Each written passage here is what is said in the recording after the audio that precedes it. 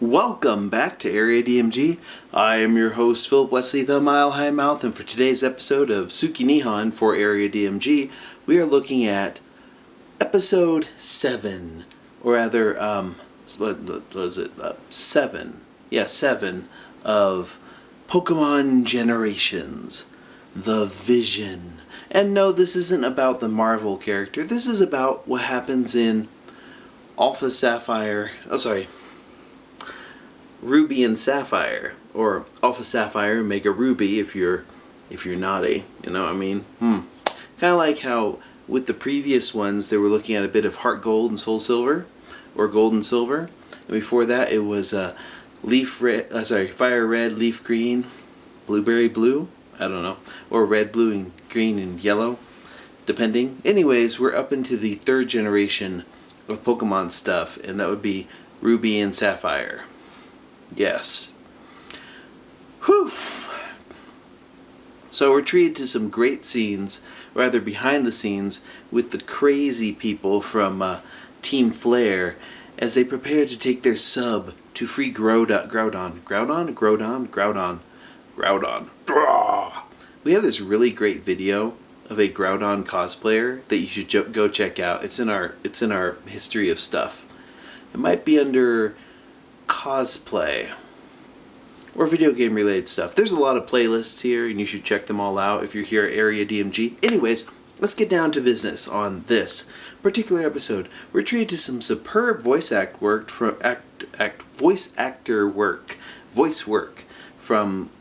characters from here, including Leader Maxie, the character that hangs out with him that makes me think of It's Pat, who I forget the name of, but has a really creepy voice. And then Courtney, who appears to be kind of the main character of this particular episode, weirdly enough. And she's creepy. She's like, "Let me analyze you!" And I'm like, oh God, no. Seriously, no. The voice actor work in here is great. The Leader Maxie and a bunch of the Team Flare people are about to embark in their big driller submarine, their drill dozer submarine, and they are going to go and free Groudon from its prison. And of course, Leader Maxie has a little primal thing there, so he's going to be freeing Primal Groudon. Groudon? I can never pronounce that one correctly. Oh well. You'll let me know in the comments below if it's Groudon or Groudon or what. Groundon? Groundon. Big hulking lizard creature. I like that one more than the other one, like Kygor or whatever that one is.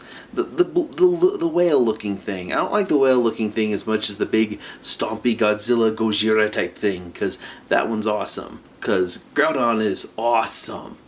Anyways, they're heading off into submarine, and the main character of Ruby and Sapphire? Ruby, I suppose? I don't know. I don't know what you're supposed to really name that character. I forgot what the default name is, but whatever. That character's just blazing through their secret headquarters with a Grovyle, and you see some of the combat behind that, but most of the dialogue centers around Courtney, who, after everyone piles into the submarine, she's all looking up at the klaxons and alarms going off and is like, "It's so pretty and red!" And then she gets a vision where Primal Groudon arises to take back the earth, to make land great or vast again or whatnot, who knows.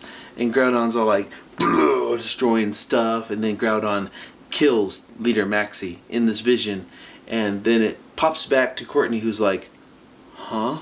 What? And then, of course, the main character shows up, challenges her to a match, and at the end of this, she's all like, "Well, I was gonna flee, but I'm gonna stay here and analyze you." And that's the end of the episode. I'm like, oh man, this episode ended too soon. Oh my goodness, the animation is great. The pacing is great. The part there where they pull off from like Leader Maxie being surprised that he's about to die, bring it up to like, they bring it like almost immediately. Like, they have really good transitions in this one. The animation is excellent. I feel kind of cheated that we got the cartoon series that we did. Ugh. Especially with how the new arc with Ash in Alola or whatever going to school, and I'm like, oh my gosh, I would love just a couple series where instead of Ash, instead of that, like we get something closer to Pokemon Origins where they're like, here is the entire plot of Red and Blue. Sorry, here's the plot of Generation 1, Generation 2, because, Team Rocket's kind of related to all that, in one series where we show, it's a great episode, sort of. It feels like a sentence fragment. You're like, today we're going to talk about the really cool, and then it stops, It's like a sentence fragment in search of a subject. You've got all these adjectives, but you don't have a subject. You know what I'm saying?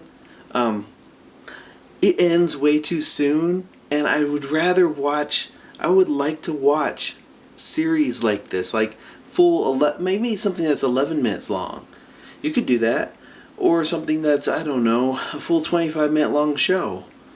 I could go for like an OVA. Like I loved what they did with Origins. That was good, although Origins could have been a little bit longer and more in depth in spots.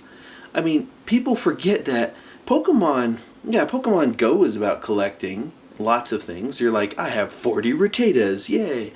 No. But Pokemon itself is full of really awesome storylines. I mean, you have to look back at it and go, hey, these stories, there's a lot going on in here, and that's pretty awesome.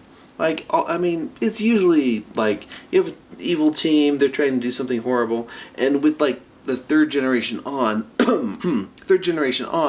it's all these people who are like, hi, we're the bad team people, and we're trying to end the world. They went from being gangsters and mild terrorists to being nihilists. I mean, literally nihilists and eco-terrorists. I love how when you get to Black and White, N and Gestus and such, Gestus is kind of profit motive, but N is all like animal liberation front. You remember those people? They're kind of like PETA, people eating tasty animals. People for the ethical treatment of animals, and they're all like, Alpha are the people who will bomb places.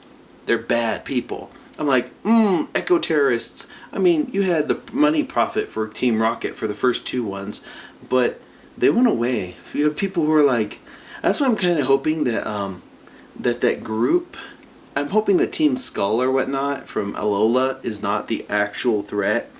I'm kind of hoping that it's the other team, with Wick and all those people. I'm hoping that they're all like, science! And then they're just evil, because, all scientists are evil. Literally, all of them. Unless they're not really scientists, and then we see them on TV with bow ties. Anywho, let's go back to this. This is pretty awesome. It was fantastic, and I was just like, this had such good build-up, and then it just ends, and I'm like, I hope the next episode is about like the Sapphire thing of this, the other team, Team Aqua. Let's see what they're up to, because this one with Team Magma. Team Flare's I think that's what it's X and Y. Yeah, X and Y, Black and White. Yeah, Black and White is the one with N and Gestus. X and Y is like Team Flare. Team Magma. Yeah, Team Magma. I was calling her Team Flare. I think even my notes, it says, my notes say Team Flare. I'm like, how did I mix that up? Okay, we've got Rocket, Magma, and Aqua. Plasma. Flare? So we've got, I think right now we're on Generation 7. So we have red, blue, green, yellow, gold, silver, and we had Team Rocket for 2 generations. Gold, silver, and then we have Ruby, Sapphire, and Emerald. And then we had Black and White 2, and then X and Y, and then we never got a Z. So, yeah, we've had essentially Diamond and Pearl. Yeah, that was Galactic, Team Galactic. That's the one I'm missing. I can't. I just can't even sometimes. You know, I forget the names of the teams. I'm bad. I'm terrible. It's been a while since I've touched some of those. You can kind of tell which games I liked a little bit more by how memorable I thought their particular teams were. And Team Magma's representing here. They have a lot of great characters in this. And playing through, the last game I played was Omega Ruby, right? Because that was the last one that came out. Looking forward to Sun and Moon, but man, I kind of forgot that so much of the storylines in these are actually cool. There's some cool stuff that happens in these, and that's what Pokemon Generations has reminded me of. I wouldn't say this is a great episode, because it doesn't feel like a complete episode at all. It feels like it just ends. What you think of the episode? I love the animation. I love the characterization of these characters. These characters are interesting and I want to know more about them. Unfortunately, we won't get to do that in Pokemon Generations, which is kind of a shame. Oh, well, what are you going to do, you know? But yeah, but why, you know? Seriously, I thought it was pretty great.